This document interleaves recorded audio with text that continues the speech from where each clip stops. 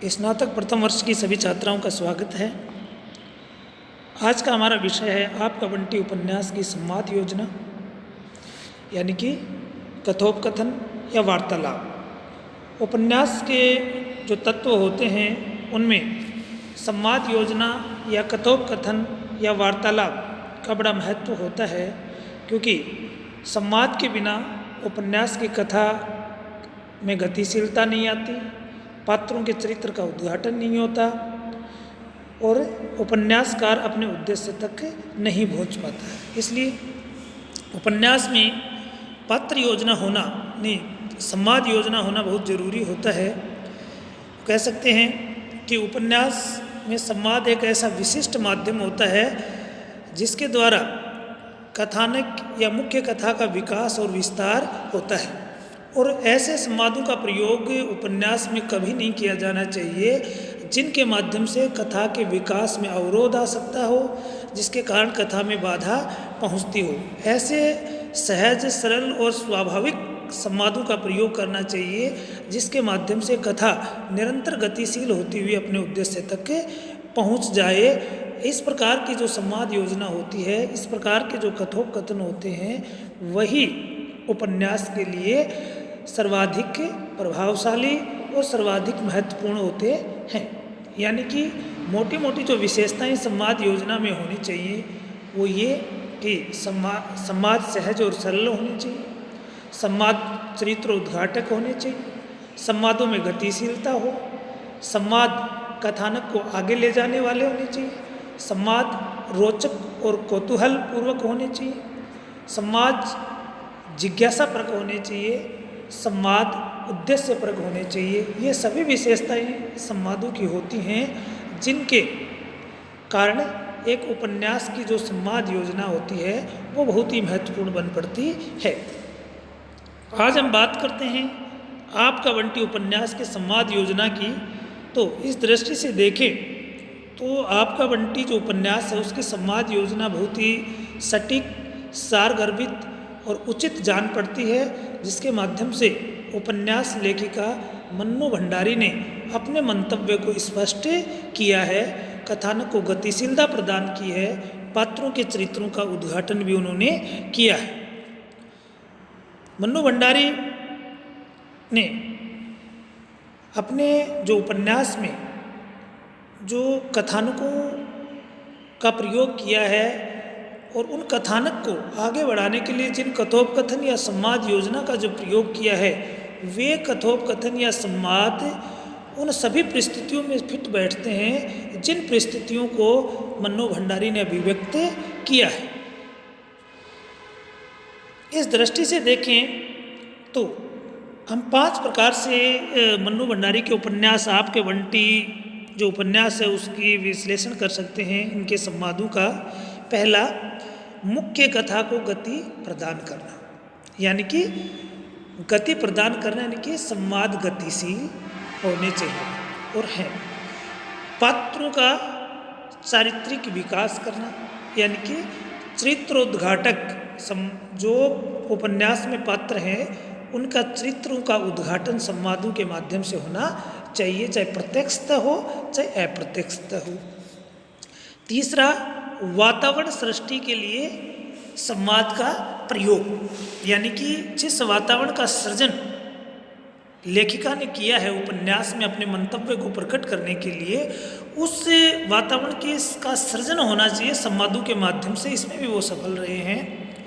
यथार्थपरक दृष्टि की अभिव्यक्ति के लिए संवादों का प्रयोग, यानी कि संवाद यथार्थवादी होने चाहिए, स्पष्ट होने चाहिए, उपन्यासकार के कथ्य और उद्देश्य को स्पष्ट करने वाले, यानी कि उद्देश्य परक। यानी कि इन 5 बिंदुओं में उपन्यास के संवाद के जो विभिन्न विशेषताएं होती हैं वे सभी विशेषताएं समाहित हो जाती हैं।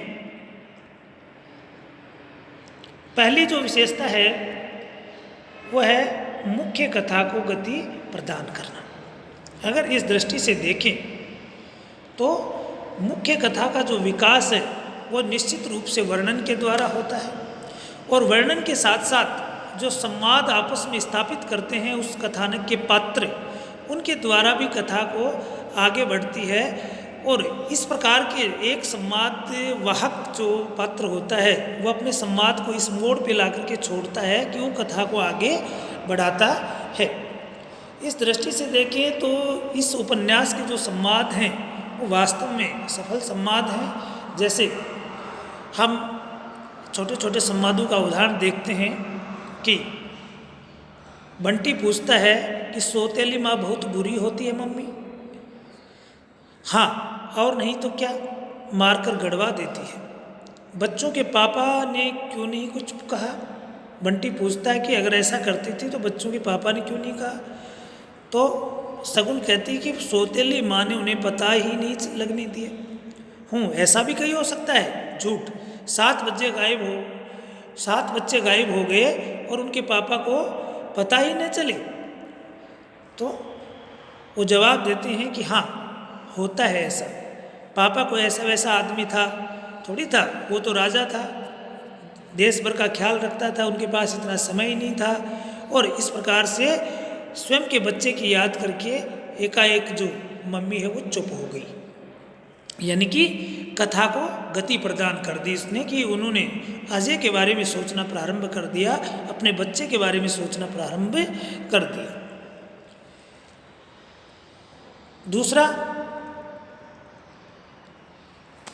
दूसरी विशेषता है पात्रों का चारित्रिक विकास करना, यानी कि चरित्रोद्घाटन।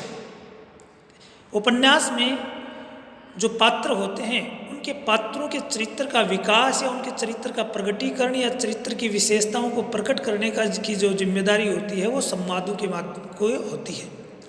और संवाद में 2 प्रकार की पद्धति होती है। एक तो पहले जो पात्र होते थे उनके बारे में स्वयं उपन्यासकार कुछ बात कह देता था, उनके चरित्र के बारे में उद्घाटन कर देता था, लेकिन वो उपन्यासकार की न्यूनता मानी जाती थी। इसलिए सर्वश्रेष्ठ संवाद वही होते हैं जो पात्रों के चरित्र का उद्घाटन करें। ये 2 प्रकार की पद्धतियाँ होती हैं, एक प्रत्यक्ष चरित्र चित्रण पद्धति और एक अप्रत्यक्ष चरित्र चित्रण पद्धति। प्रत्यक्ष चरित्र चित्रण पद्धति में होता है कि जब पात्र कोई बात करता है, संवाद करता है, तो उसके संवाद के माध्यम से, उसकी बातचीत के माध्यम से उसके चरित्र का उद्घाटन हो और सामने वाले जिससे वो वार्तालाप कर रहा है उसके चरित्र का उद्घाटन हो और सामने वाले की बातचीत के द्वारा सामने वाले के चरित्र का पता लगे। लेकिन जो अप्रत्यक्ष जो पद्धति होती है, अप्रत्यक्ष पद्धति होती है, उसमें 2 पात्र जब आपस में बात करते हैं तो वो किसी तीसरे पात्र के बारे में चर्चा करते हैं और उन 2 पात्रों के संवाद के माध्यम से, वार्तालाप के माध्यम से किसी तीसरे पात्र के चरित्र का उद्घाटन होता है। तीसरे पात्र के चरित्र के बारे में पता लगता है कि फला का व्यक्तित्व किस प्रकार का है। जैसे उदाहरण है छोटे छोटे कि हो सकता है कि तुम्हें मेरी कल की बात का बुरा लगा हो, रात में भी मैं इसी बात पर सोच रहा था, पर बंटी को तुम्हें हॉस्टल भेज देना चाहिए। वकील चाचा ये बात करते हैं, शकुन को बताते हैं कि भैया आपको बंटी को, तो कहते हैं शकुन कि 7 साल से मैं अकेली ही तो बंटी को पाल रही हूँ, उसका हित अहित मैं दूसरों से ज़्यादा जानती हूँ। तो वकील चाचा कहते तुम मुझे दूसरों में गिनने लगी हो, कब से? यह सही है कि मैं अजय का मित्र हूँ, कलकत्ता रहता हूँ, पर तुम्हें भी, तुम्हारे लिए भी मेरे हृदय में बहुत ज़्यादा स्नेह है। इन दोनों के वार्तालाप के माध्यम से, वकील चाचा और शकुन के वार्तालाप के माध्यम से हमें बंटी के व्यक्तित्व के बारे में पता लगता है कि इन दोनों के तनाव के कारण और बंटी के अत्यधिक लाड प्यार और स्नेह के कारण बंटी का चरित्र किस प्रकार से विकसित होता जा रहा है, इस बिंदु को लेकर के वो चर्चा कर रहे हैं। तो अप्रत्यक्ष रूप से चरित्र का चित्रण हो रहा है। अगला बिंदु है, तीसरा बिंदु, वातावरण सृष्टि के लिए संवाद का प्रयोग। उपन्यास में कई बार संवाद का प्रयोग वातावरण की सृष्टि के लिए भी किया जाता है, जिससे वातावरण के माध्यम से पात्रों की मन स्थिति का पता लगता है और साथ ही पाठकों के सामने एक वास्तविक और यथार्थपरक चित्र उभर कर व्यक्त होता। उदाहरण के लिए आपका बंटी उपन्यास का निम्नलिखित संवाद देखा जा सकता है, जिसमें डॉक्टर जोशी और शकुन के व्यवहार को चिन्हित करता है। ये अपन देखते हैं। तुमने कुछ कहा नहीं पत्र पढ़कर, और शकुन ने बहुत ही बदेसी सी नज़रों से डॉक्टर की ओर को देखा, मानो केवल शब्दों पर ही